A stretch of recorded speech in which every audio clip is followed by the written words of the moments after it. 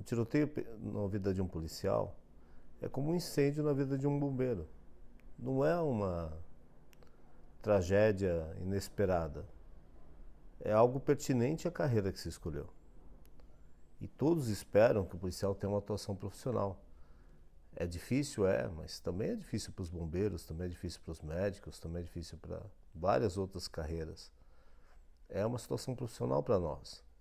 Então, nós devemos passar a encarar isso de uma maneira diferente. Essa é a principal proposta desse perfil: levar vocês a um raciocínio diferente sobre a situação, para que, mais maduros, nós possamos resolver melhor os problemas. Meu nome é Alex Ninja, sou professor de conduta policial. Nesse perfil, ensino policiais a saber enfrentar um tiroteio, sem se ferir e sem acertar um inocente. Aproveita e já curte o vídeo e me segue no perfil. Aqui eu posto diariamente dicas para o policial, assim você não perde nenhuma dica. O tema tiroteio é o principal desse perfil, porque foi a situação mais difícil que eu enfrentei e também era a situação em que eu via que os policiais estavam com mais problemas quando eu ia apoiar pelo Grupo de Operações Especiais, o GOI-DECAP, aqui de São Paulo. É muito importante entender que há uma situação profissional. Um tiroteio na vida de um policial é como um incêndio na vida de um bombeiro. Não é uma tragédia inesperada. É algo pertinente à carreira que se escolheu. E todos esperam que o policial tenha uma atuação profissional. É difícil, mas também é difícil para os bombeiros, também é difícil para os médicos, também é difícil para várias outras carreiras. É uma situação profissional para nós. Então, nós devemos passar a encarar isso de uma maneira diferente. Essa é a principal proposta desse perfil: levar vocês a um raciocínio diferente sobre a situação, para que, mais maduros, nós possamos resolver melhor os problemas. É de conhecimento geral que o grande problema é o primeiro tiroteio. O aprendizado que um policial tem nesse tiroteio muda a vida dele. E o que nós procuramos aqui é antecipar essa situação com uma melhora no seu raciocínio e na sua percepção, para que quando você enfrentar o seu primeiro tiroteio, você já faça isso melhor. Você já faça isso como um veterano. O objetivo aqui também é ajudar você que já enfrentou um tiroteio e fica chateado ou incomodado com o que aconteceu. Nós estamos aqui para tirar as ilusões sobre esse assunto. Ninguém é super. Esse é um ponto principal: ninguém é super. Todos nós temos dificuldades, todos nós temos limites, e saber lidar com eles de maneira realista vai mudar totalmente o nosso desempenho na ação. E como eu devo raciocinar diante de um tiroteio? Acontece que depois do primeiro fato, depois da primeira vez que isso acontece, geralmente nós já nos conscientizamos que é da vida. É da vida policial. E acho que adiantar esse assunto e adiantar esse raciocínio vai ajudar muito. O principal raciocínio é que você vai ter que resolver. Todo tipo de pensamento, como por exemplo, por que isso está acontecendo comigo? Puxa, é o fim do mundo. Né? O que fazer agora? Não é nada disso. É resolver a situação. O principal raciocínio que nós devemos ter num confronto é que a vida está depois da solução dele. Eu tenho que solucionar a situação. Eu tenho que neutralizar o agressor que me ataca ou conseguir me afastar dele. Às vezes não dá para neutralizar o agressor. Às vezes não dá para você conseguir enfrentar a situação. E às vezes você vai ter que se afastar dele. Mas o que você conseguir fazer é o que dá para fazer. Mas o importante é não ficar com 1 milhão de pensamentos na cabeça. Minha família, minha esposa, ou o marido, ou os filhos, ou as contas, ou os projetos, não é nada disso. O meu raciocínio, o seu raciocínio policial, diante de um tiroteio, é solucioná-lo, é resolvê-lo. Não é frio, é a realidade. São segundos, raramente vai passar disso. Mas são segundos que vão determinar o seu futuro, vão determinar a sua vida, vão determinar a sua liberdade, vão determinar 1 milhão de coisas na sua vida e que só podem ser solucionados por você naquele momento. Então, o primeiro raciocínio que você deve ter é resolver a situação. Resolver a situação. É o que resta. Não tem mais nada para fazer. Todo o resto da sua vida vai voltar a ser encarado, vai voltar a ser trabalhado depois disso. Tiroteio é tiroteio e é um momento de foco total para resolver. E é necessário raciocínio. Se é necessário raciocínio, é necessário controle. Quase uma calma. Isso é possível? Sim. Respire. Tenha o hábito de respirar para se reorganizar. Respire muito. Respire profundamente, respire muito. E raciocine. É o que você tem que fazer. Isso vai anteceder a ação. Se você não respirar e pensar, você não vai agir, você vai só reagir. Reagir num tiroteio é a pior coisa que pode acontecer. Porque quando você só reage à situação, você não tem tanto controle. Você tem que agir, você tem que se antecipar, raciocinar e agir. A verdade é que o policial não pode tomar o peguei, né? Nós chamamos isso, né, meu amigo, minha amiga? Peguei. O que é tomar um peguei? Você não pode ser surpreendido. Você tem que se antecipar à situação. Segundos, décimos de segundos, que seja. Mas você não pode ser surpreendido totalmente pela ação. E a reação, sem raciocínio nenhum, é totalmente temerária. Às vezes dá certo. Bom, eu tô aqui porque já deu certo. Já fui distraído a ponto de tomar um peguei. Mas eu sobrevivi por sorte. Nós não queremos isso para você. Não podemos contar com a sorte. Depois disso, eu nunca mais bobeei. Então, esteja atento sempre. Pratique essa atenção. Pratique essa percepção do que está à sua volta. Esqueça celular. É uma luta, né? Espero que você não esteja vendo esse vídeo no meio da rua. Se for, eu prefiro que você faça isso dentro da delegacia, se você não estiver responsável pela segurança naquele momento, ou dentro da sua base operacional, dentro da sua casa, quando estiver tudo tranquilo, mas não na calçada. Porque o celular é algo que atrapalha demais. Então, percepção. Aceite o trabalho de estar atento, de estar atenta. Aceite o esforço de resistir às fugas mentais de um joguinho, de ver a notícia, de ficar mandando mensagens à toa. Se concentre.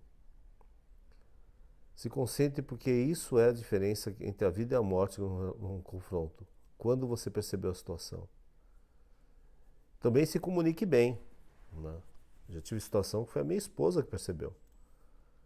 Se você não está falando com sua esposa ou falando com seu marido, vai ser péssimo isso naquele momento. As relações exigem uma comunicação boa, fluida. Já trabalhei com pessoas extremamente difíceis. Ficou inviável. Porque se você não se comunica com quem você trabalha ou com quem você convive, você perde metade da percepção à sua volta. A verdade é essa. Nós não conseguimos ver tudo sozinho. E quem está concentrado em brigar, e tem tanta gente assim, né? Concentrado em brigar, concentrado em confrontar, ao invés de concentrado em proteger a equipe, em se cuidar, essas pessoas não servem. Não servem para trabalhar. E nós temos que ter autonomia. Eu estava falando hoje na academia com uma policial sobre isso. Como é importante nós sermos bons no que nós fazemos. Como é importante nós termos capacidade, nós sermos reconhecidos, porque isso nos dá autonomia. Então se esforce muito para ser o melhor no que você faz. Porque quando dependerem de você, você vai poder escolher sua equipe. Você vai poder escolher onde você trabalha. Senão a gente só se arrasta. Então é muito importante, tenha uma boa equipe, tenha boas companhias e tenha bom relacionamento pessoal. Tudo é comunicação e tudo é percepção. Quanto melhor você estiver cercado de boa convivência, melhor vai ser sua vida. E outra questão, como controlar o medo de ser atingido por um tiro? O medo vem depois. O medo vem depois. Primeiro você tem que superar o oponente. Você tem que resolver a situação. Mais do que você ter medo de levar um tiro, deve ser a sua percepção do ambiente. a sua percepção, sua leitura do cenário. Se eu não quero levar um tiro, eu tenho que saber ler o cenário. Onde eu posso estar mais seguro? O que eu estou fazendo? Para onde estou indo? E onde estou protegido? Algumas pessoas foram feridas porque saíram de ótimas proteções à toa. Se deslocaram à toa. E essa cena cinematográfica de você ficar correndo por aí no meio de um tiroteio só dá besteira. Muita gente morreu, foi gravemente ferida assim, se deslocando sem saber sequer para onde ia. Se eu vou me deslocar num tiroteio, eu tenho que saber muito bem o que eu estou fazendo. Novamente, agir, não reagir. Né? Se eu estou na cobertura da minha equipe, eu já tenho que procurar um lugar em que eu possa fazer isso protegido. Se eu estou diante de uma rua fazendo um bloqueio, eu posso fazer isso próximo de um poste, próximo de um muro. Né? Se eu estou dentro do meu veículo abordando, eu faço isso de trás do motor. Eu me antecipo à situação. Se eu não me antecipar, eu vou ter que sair correndo. E aí dá tudo errado. Né? Porque eu não vou estar nem percebendo o que está acontecendo e vou estar inteiro no cenário, contando com a sorte para não levar um tiro. Então, novamente, antecipação. Em ação policial, estou sempre me antecipando. Vou entrar numa rua, a pé, eu já verifico a altura dos muros, os postes, os lugares de perigo, a saída. Né? Se eu vou entrar dentro de uma casa, cumprindo o mandado, efetuando uma prisão, já verifico do que as paredes podem ser feitas, o que pode me proteger, por onde eu posso me deslocar, se eu consigo me deslocar bem pelo piso, onde os oponentes podem estar escondidos, onde eu posso ser surpreendido, por onde eu entro e por onde eu saio. Se eu ficar com medo, eu não vou pensar nessas coisas. Eu não estou dizendo para você não ter medo de levar um tiro. Estou falando para você prestar atenção no ambiente, saber o que te protege e o que te expõe. Isso vai fazer a grande diferença entre você ser ferido ou não. O medo vem depois. Não adianta nada ter medo durante uma ação. O medo vem depois. E vem. Quando você entende que você quase se arrebentou, vai ter um medo? Sim, é normal. Mas durante a ação ele te paralisa. Não tenha medo. Tenha receio de acertar o inocente. Isso vai te dar muito mais eficiência. Tenha coragem de ser comprometido com o seu dever. Saber o que você foi fazer e por que você está fazendo. Raciocine o tempo todo para que isso seja mais seguro. E depois vem o medo. Ele vem, mas não no momento da ação. Como dar comando para o agressor para evitar o confronto? O comando de voz deve ser dado com muita energia, com muita força, com muita determinação. Mas é uma interpretação. Você não está nervoso, você não está bravo, você não está raivoso, como pode parecer até para quem ouve. Você está dando um comando com determinação. É quase uma interpretação mesmo. Você está muito bravo.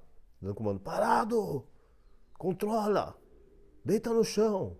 Você está dando um comando com força. Bravo. Eu não estou bravo com você. E eu estou falando baixo para não assustar ninguém. Mas você põe volume e determinação, fecha a cara e dá o comando. A pessoa tem que ouvir. E preste atenção se ela está realmente te ouvindo. Você não dá comando só para o agressor, não, para controlá-lo. Você dá comando até com a sua equipe, para que ela te ouça, para que ela preste atenção no que está acontecendo, para que vocês se reorganizem. Você não está ofendendo ninguém, você está fazendo uma atividade profissional. O comando que você dá, o comando de voz, é até um dos itens do uso progressivo da força, o uso diferenciado da força. É o que evita que você tenha um confronto, mas tem que ser feito com determinação. Eu dei tanto comando que minhas rugas se formaram nesse formato, porque eu sempre trabalhei com operações. E eu fui perceber que minhas rugas de inspeção são todas nesse formato, de quem está dando comando, quem está falando alguma coisa. Ficou assim, né? São 30 anos de serviço. Não se assuste com isso, que provavelmente você não vai estar fazendo isso o tempo todo e não vai ficar com essa cara feia. Mas o importante é você fazer isso com determinação quando for fazer. Isso pode evitar confrontos. Já aconteceu comigo. De dar um comando muito enérgico e o agressor resolvesse se entregar. Estava armado. Então, funciona. E tanto é interpretativo e não uma situação de nervoso, porque o nervosismo cega, o ódio cega. Se você não estiver vendo muito bem o que está acontecendo, pode acontecer, como você já sabe e deve ter visto muitas vezes, de alguém tá mandando, um policial está dando um comando para alguém levantar as mãos e as mãos já estão levantadas, mandando deitar no chão quem já está deitado, porque não está mais raciocinando, aí dá tudo errado. Atenção, percepção, raciocínio, muita respiração e dá o comando prestando atenção no cenário.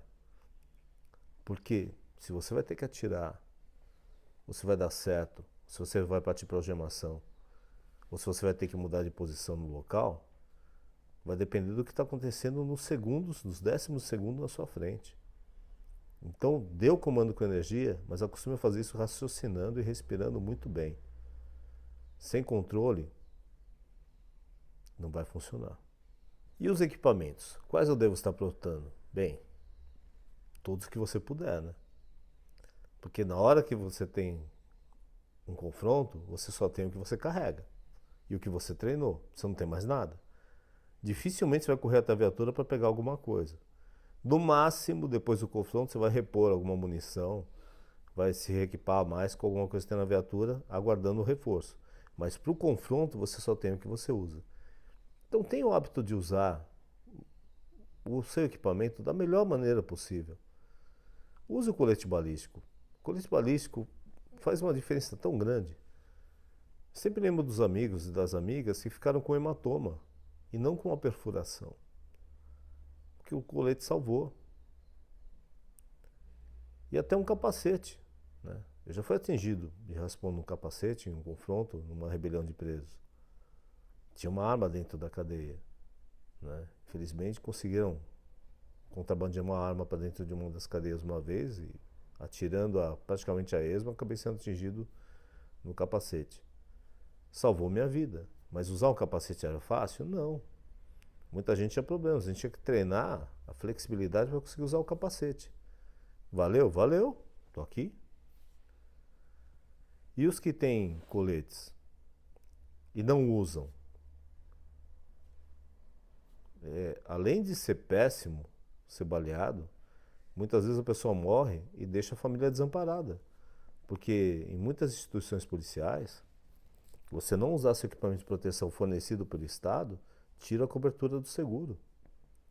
Ah, mas dói as costas, dói, né? Nós constatamos com o tempo, com o uso de armas longas e coletes, que muitas pessoas estão desenvolvendo hérnia de disco no trabalho. Você tem que treinar, você tem que alongar, né? É muito mais importante você alongar bem e saber lutar do que se preocupar só com a sua forma física, como no sentido de beleza. Você tem que ter um corpo que te permita trabalhar bem. Vi muitas pessoas às vezes com coletes no momento do início da operação, no briefing, quando nós estamos preparando a operação, e depois sem o colete no momento das invasões. Porque não conseguiam usar mais colete, porque estavam com dores, estavam cansados. Não pode, você tem que carregar o equipamento. Se você deixar estourar, provavelmente você vai ficar muito tempo sem poder usar equipamento. Então se antecipe, alongue, faça lutas com bastante alongamento, se exercite, cuide-se. Tenha a capacidade de usar o equipamento que você tiver. É tão difícil conseguir acesso a boas armas adequadas para o trabalho, armas adequadas para enfrentamentos mais pesados, que fazem parte da carreira. Porém, você vai ter que ter capacidade física para continuar usando isso por muito tempo quando você chegar nesse ponto. O que acontece muitas vezes é que as pessoas se preocupam em se preparar para isso fisicamente e quando adquirem a capacidade, a permissão para usar uma arma longa, já não conseguem mais fazer isso porque não tem físico. Olha que absurdo. E se você lembrar da época que você usava um videogame, eu posso falar isso que eu também gostava, não jogo, no jogo você está lá equipado com um monte de coisas, mas na vida real você usa menos. Como assim menos? Ah, no jogo pode e na vida real não? Tem lógica, na vida real você carrega mais munição do que você carrega no jogo. E, se possível, mais armas. E você vai ter que fazer isso se deslocando com força, com precisão, com controle. Então, cuide-se bem para poder usar seu equipamento. Acho que não tem treinamento mais importante que esse, né? Muito mais do que se preocupar com a aparência, se preocupe com a capacidade de usar seu equipamento. O equipamento de proteção faz toda a diferença. E volto a dizer, se o pior acontecer, você não estar com o equipamento pode atrapalhar até o seguro que vai ajudar a sua família. Não dê essa chance para azar. Use seu equipamento. O que fazer ao ouvir os primeiros disparos? Bom, os meus primeiros disparos eu paralisei e um antigão deu um comando na minha orelha. Todo mundo conhece essa história, né, que está acompanhando esse canal, porque é bem impactante isso. Vai pra lá! E um palavrão. Para se antecipar a isso, essa proposta do canal, busque cobertura, respire e raciocine. Se você só está ouvindo os disparos, estão próximos, não te atingiram, mas você está exposto provavelmente. Então, procure abrigo e reavalie a situação. É a melhor coisa que você pode fazer. Respire e raciocine sempre. E haja de acordo com o possível. Por isso que eu sempre falo, quando você imaginar uma situação, imagine o possível. Quando você imaginar uma solução para um confronto, imagine uma solução possível. Tire o impossível do raciocínio. Isso vai te ajudar para que na hora do confronto você tenha uma solução melhor. Então, se ouvir disparos, se abrigue, respire, raciocine e se oriente. Se possível, reúna a sua equipe. Ou quem está próximo de você, entenda qual é o deslocamento das pessoas que estão com você. O cenário fica extremamente caótico nessas horas. Então, quem raciocina está um passo à frente. Raciocine. É muito importante que a sua equipe tenha uma sincronia durante o tiroteio. É muito importante. Por isso eu falo, o comando de voz não é só para você controlar o oponente. Às vezes é para você, como foi comigo, no caso que recebi um comando de voz enérgico do parceiro e me reorganizei. Você tem que usar o comando de voz para reorganizar a sua equipe e às vezes para intimidar e controlar o agressor. Mas essa parte do comando de voz é muito percebida às vezes. Comandar a sua equipe. Às vezes você não é nem o comandante da equipe, mas se você conseguir fazer a equipe se reunir e raciocinar, você está fazendo toda a diferença. Porque não estou pregando aqui uma rebelião, nem estou pregando aqui uma indisciplina. Mas a liderança no combate às vezes é diferente da liderança que se estabelece em momentos tranquilos. A liderança em combate é dada pelo mais bravo, pela mais brava. É dado pelo mais concentrado, dado pelo que raciocina melhor. E isso é respeitado dentro da polícia. Na nossa lei orgânica até se entende que em determinados momentos o comando é de outra pessoa, não só pela patente. E isso é verdadeiro na realidade. Mas sim, deve ser respeitoso, sim, deve ser legalista, sim, deve ser eficiente.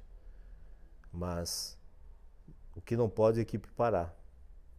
Então, se a equipe parar e você tiver que tomar a frente, raciocine muito e haja de acordo. Lembrando que vidas estarão na sua mão e você tem muita responsabilidade pela frente. O que não pode é parar. Então, o comando de voz, sim, às vezes para controlar a sua equipe, sinalize muito, comunique-se muito bem, pegue o aprendizado de cada situação e siga em frente. Nós precisamos que vocês trabalhem bem. Então, é um momento que muita coisa muda. Mas se você aprender a lidar com as dificuldades do tiroteio, elas vão mudar para melhor.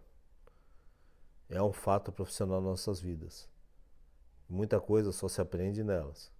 Estamos antecipando o máximo que nós podemos. Mas, lógico, vai ter situações que você vai aprender quando você enfrentar seus confrontos, quando enfrentar seus tiroteios. Mas faça isso tecnicamente, profissionalmente, para evoluir sempre. E em caso de feridos? você ferido ou um parceiro ferido. Você só vai ter o que você treinou e o que você carrega com você. Eu fiz um curso no Corpo de Bombeiros de uma semana nos anos 90 e usei a minha carreira toda. E agradeço a eles por isso. Mas eu sempre tinha equipamento comigo e sempre procurava ler alguma coisa, procurava me instruir. Se o tiroteio é inerente à nossa carreira, você tem que saber o básico de primeiros socorros, né? De atendimento pré-hospitalar. Se não, quando alguém se ferir, o que você fará? Não tem nada para fazer, se você não tiver equipamento nenhum, nem tem aprendizado nenhum. Às vezes, existe uma vergonha de se esforçar, né? Existe uma vergonha de fazer um pouco a mais, mesmo que você saiba que é coerente e necessário, porque as pessoas à nossa volta muitas vezes estão de saco cheio. Esse é o termo, né? Estão de saco cheio, estão desanimadas, estão cansadas, querem se aposentar. Só que é uma loucura você não se preparar para algo que é tão pertinente, tão possível. Então, não deixe de fazer um bom curso de atendimento pré-hospitalar. Não deixe de fazer até o curso de atendimento pré-hospitalar tático. Tem muitas pessoas boas trabalhando com isso, tem muito material disponível na internet sobre como fazer isso. Gaste um tempinho treinando. Nós vamos falar um pouco sobre isso no futuro, mas gaste um pouco treinando, um pouco de tempo treinando sobre isso. Saiba o que você consegue fazer, pense em como colocar alguém dentro de uma viatura se estiver ferido. Exemplos não faltam, técnicas não faltam. O que você não pode é não saber nada e na hora H não ter nada com você. O que você não pode, o que você não pode fazer é carregar um torniquete, por exemplo, só por carregar, sem entender como ele funciona. Uma bandagem israelense que recomendo, são extremamente eficientes em combate, uma bandagem israelense elástica, muito eficiente. Mas você tem que saber usar. Saber usar equipamento, uma bandagem de gaze, um rolo, já ajuda muito. Mas você tem que saber. E saber quando dá para usar. Saber que você vai ter que arrastar o ferido para uma área protegida ou se aceitar ajuda para conseguir ser levado para um lugar que você possa ser atendido, que geralmente não é no meio da rua. Não é onde você foi atingido. Onde você foi atingido ou onde alguém foi atingido é o lugar mais perigoso que existe, né? Nós sabemos que aquele lugar está sob o alcance dos disparos. O que não pode é não pensar novamente, não neutralizar o agressor antes de fazer o socorro, o que é muito importante. Que isso geralmente faz toda a diferença entre você ser um ferido a mais ou não, e você não saber o que fazer. Quanto tempo leva uma equipe de resgate para chegar onde você está, nos confrontos? Às vezes muito tempo, às vezes tempo demais. Às vezes você vai ter que remover o ferido. Isso sem saber nada é péssimo. Quantos policiais nós já não perdemos por isso? Por falta de conhecimento da equipe, por falta de interesse em aprender mais. Eu sei que é muito difícil. Eu tenho certeza absoluta que é muito difícil pensar em tudo isso e ainda prosseguir trabalhando. Mas é a nossa escolha. É a carreira que nós escolhemos. Então, por favor, aceite esse desafio, aceite esse empenho, aceite esse encargo. Pense a respeito e treine sobre tudo que você puder. E aí você vai ter o que fazer nesses casos. Ser ferido, ter feridos, acontece. Nós estamos aqui treinando para que isso não aconteça, para que a chance disso acontecer seja mínima, mas é sempre uma possibilidade. E se há uma possibilidade, exige um treinamento, exige um equipamento, exige sua vontade para poder solucionar a situação se acontecer. Vou falar brevemente, porque é importante falar sobre isso, pouca gente fala sobre isso. Mas algo que vai demandar muito mais treinamento. Mas vamos entrar brevemente no assunto. O que fazer se eu neutralizar um agressor? Primeiro, entender que neutralizar é cessar a ameaça. Não quer dizer que eu tenha que atirar até matar o agressor. Se cessou a ameaça, já é suficiente. O que eu preciso é cessar a ameaça. Não tem mais risco letal, controle as armas. Não deixe a arma no meio do caminho. Se você está num ambiente totalmente protegido, num grupo tático grande, e você consegue proteger o local para que ela seja documentada exatamente onde está, melhor. Mas se você está no meio de uma comunidade extremamente perigosa, você vai ter que controlar essa arma. Você vai ter que deixá-la de maneira segura e com você, para que não possa ser pega por outra pessoa, não possa desaparecer. O pior que seria ela desaparecer. Você é obrigado a neutralizar um agressor e no meio da confusão a arma desaparece. Como você explica a sua ação? Né? Se você estiver usando uma câmera corporal, isso vai te ajudar, mas poucas pessoas ainda estão nessa condição no Brasil todo. Então controle a arma e controle o agressor. Volto a dizer, você não é obrigado nem deve pensar que você tem que matar para neutralizar. Você tem que cessar a ameaça, cessar o risco letal que você está correndo. Mas esse agressor pode continuar em condição de combate ou não. Você não sabe, nós nunca sabemos. Se só a agressão, o agressor tombou, proceda à algemação. É o mais seguro a fazer. Proceda à algemação. Não vai atrapalhar para que ele seja socorrido. Se atrapalhar, você muda a posição da algema para que ele possa ser mais bem socorrido.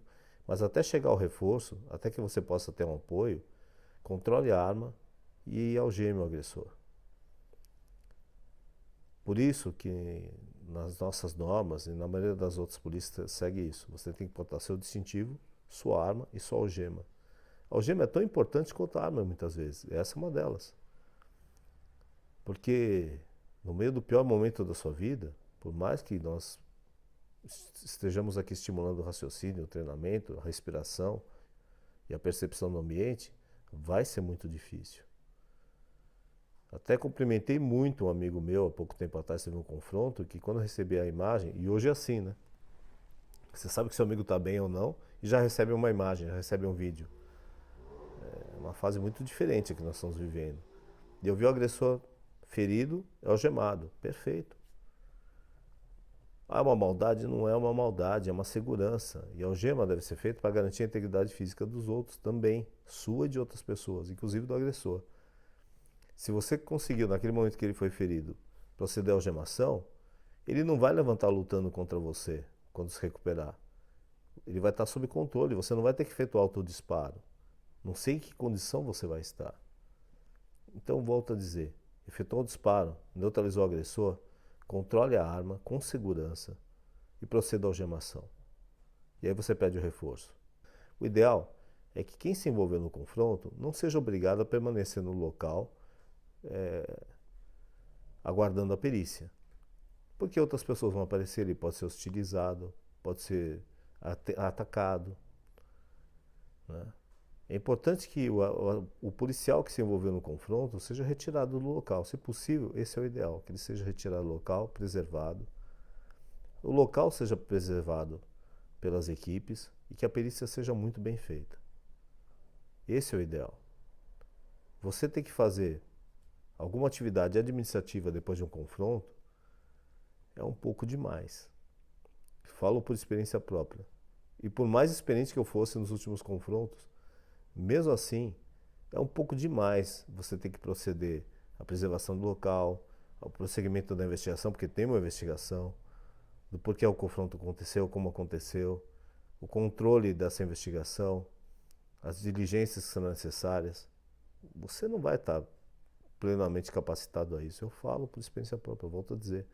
Depois de um confronto, você respirou, está vivo? Você precisa de uma paz. Até para poder responder direito sobre o que aconteceu. Então, muito cuidado, tá bom? Controle do armamento, algemação do agressor e aceite apoio. É um assunto difícil, mas um assunto necessário. E é importante fugir da história do na hora sai. Não sai. Volto a dizer, você tem o que você carrega, o que você treinou e a equipe que você ajudou a melhorar ou não. É isso que você tem no momento. Então essa deve ser uma preocupação constante de você, como foi minha, como a de outros policiais que sobreviveram ao trabalho. Ter uma boa equipe, portar o melhor equipamento que for possível e saber manusear muito bem as armas que estão à sua disposição. E ter armas que você possa usar sem se preocupar. Armas que são de uso autorizado e totalmente legalizadas para aquele momento. Isso é muito importante. Treine com o que você vai usar, faça o seu melhor, saiba socorrer os feridos se necessário for. Esteja sempre raciocinando sobre isso. Se você não pensar nisso, a conta vai vir. Eu tenho uma teoria que eu desenvolvi sobre a polícia. A polícia é o lugar que você está passando nervoso ou você vai passar vergonha. O que é isso? Ou você está passando nervoso porque falta muita coisa, você está providenciando para que isso aconteça, enfrentando as dificuldades, enfrentando os limites, brigando para que o melhor seja feito com relação ao seu trabalho, estimulando os parceiros, por mais resistentes que eles sejam a treinar, substituindo até os que não são aptos ao trabalho, buscando novos componentes para a sua equipe que possam fazer bem o trabalho. Ou você está passando esse nervoso todo, ou você está meio funcionário público padrão, sem esquentar a cabeça com nada, levando a vida, e nesse caso você vai passar muita vergonha. Então você vai passar nervoso ou vergonha? Se você está passando nervoso, você está certo. Continue passando nervoso até o final, que isso vai te levar a uma aposentadoria tranquila. Não existe nada que apareça do acaso em um confronto. Cuidado com o que você carrega, cuidado com a arma que você porta e com as pessoas que estão ao seu lado e com tudo que você sabe. Cuidado, atenção para desenvolver o melhor, para estar na sua melhor condição possível. E tenha certeza, quando esse confronto acabar, você vai sentir que faltou muita coisa. Pegue cada uma dessas coisas que faltou. Pegue cada um desses itens que você acha que precisa melhorar e melhore. Aceite o desafio de estar sempre melhorando. Não jogue para baixo do tapete mental as falhas e os problemas que você teve. Não tenha vaidade demais em não reconhecer os seus limites. Se aprimore a cada momento. A polícia é um trabalho de excelência.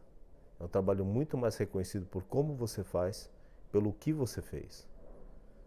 Então, faça melhor a cada momento. Essa é a melhor garantia de segurança que você vai ter e a melhor garantia que a sua equipe vai ter de um bom desempenho. Boa sorte, Deus abençoe. É importante falar uma coisa. Ninguém entra na polícia para matar outras pessoas. Ninguém sai de casa para matar outras pessoas quando o seu objetivo é proteger, é cumprir sua obrigação, é ter uma boa profissão. Mas acontece. Eu estou aqui porque superei momentos assim. E garanto a você, meu amigo, minha amiga, dá para viver com isso se for estritamente necessário. Dá para viver com isso se você fez o que teve que fazer para sobreviver e para cumprir seu dever. Não aceite a ideia de abusos, de erros, porque todo mundo que vai por esse caminho morre louco. Cumpra a sua obrigação, faça o seu melhor e saiba que se você tiver que neutralizar uma ameaça, um agressor, e ele vier a falecer em função disso, mas foi a única coisa que você podia ter feito, dá para viver com isso. Cumpra o seu dever, sobreviva. Deus te abençoe. Se você gostou desse vídeo, comenta aqui o que você achou, compartilhe com seu colega para que as informações cheguem ao maior número de policiais possível. Assim, vamos nos fortalecer a cada dia.